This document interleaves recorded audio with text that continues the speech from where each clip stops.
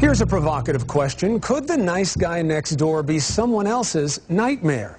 The answer is yes, according to the man you're about to meet, who says the monster that has haunted his sleep for years is alive and living much too close for comfort.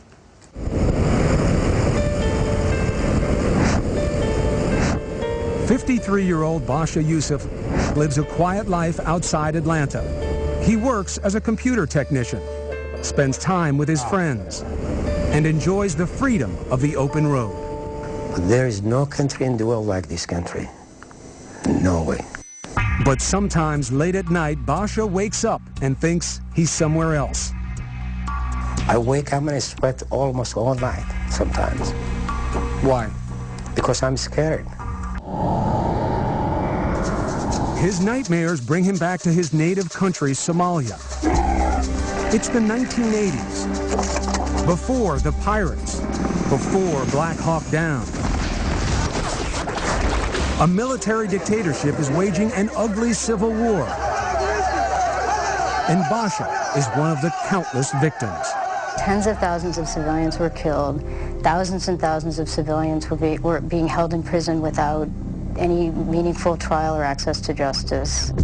Baashe says he was part of a community group which cleaned hospitals and provided social services. Were you trying to overthrow the government? No. Were you using guns? No. We're just cleaning the hospitals and helping people.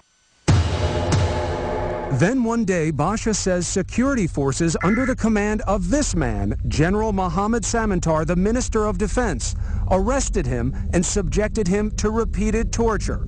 They claim Baashe's community works were actually rebellion. What they did was they tied my hands to my legs and they waterboarded me and put me some kind of electric shock. So they were trying to pretend to drown you with water? Yeah. And they were using electric shock under your arms? Under my arms, yeah. And that was just the beginning. Baashe spent 6 dark years in solitary confinement in a windowless cell.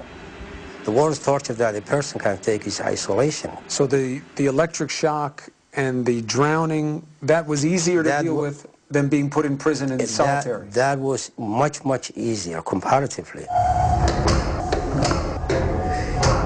Baashe would even provoke the guards to drag him outside and beat him, hoping that he might look up from the ground and steal a glimpse of the sky. You would take the beating? The beating. Just to see the sky? To the sky, yeah, and the stars, yeah. When he was finally released, he emigrated to the United States. It's been years, right? Yeah, years, yeah. By 1998, Baashe had begun carving out his slice of the American dream, trying to forget his past. But then came a horrifying discovery. General Samatar, the man Baashe blames for his brutal ordeal, had also moved to the United States and was living out his golden years here, in this comfortable home in a middle-class suburb of Washington, D.C. What did you think when you learned that Mr. Samatar was here in America with you? I couldn't believe it. But Samatar's attorney, Julian Spirer, says his client is no monster. In fact, he says he was warmly received in Washington while in office and was granted asylum here in 1997. He's somebody who seems to be a wonderful family man. He's very much the sort of person you would want to have as a neighbor. Baashe doesn't buy it and is out for justice. He is the lead plaintiff in a civil suit accusing Samatar of torture, rape, and other crimes against humanity, filed by the Center for Justice and Accountability. The issue here is whether General Samatar have to be subject to U.S. laws while he's living in this country. And Samatar is not the only controversial emigre to hit American shores. The CJA has spent years trying to hold alleged war criminals accountable here for what they did there.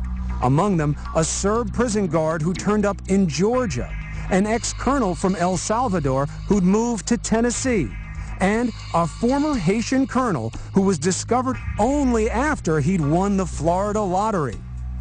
How many are there out there who may have had a hand in something horrible in the government of some other country?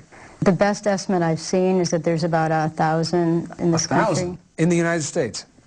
Yes.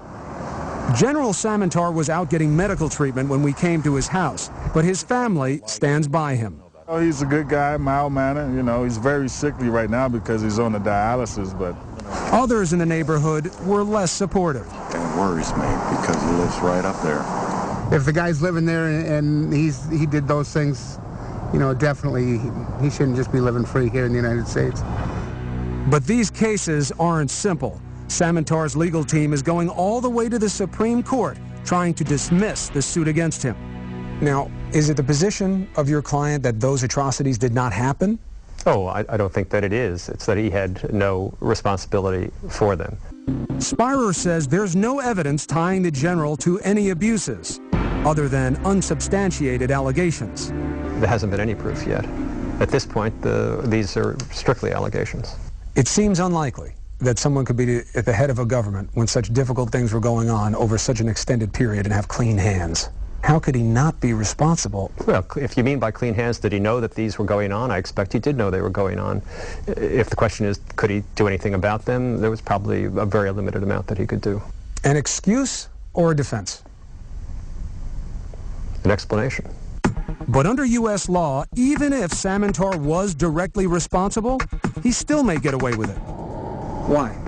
Because we have a policy in this country, it's actually established in law, that our courts are not available to hold liable foreign officials for acts done in their official capacity.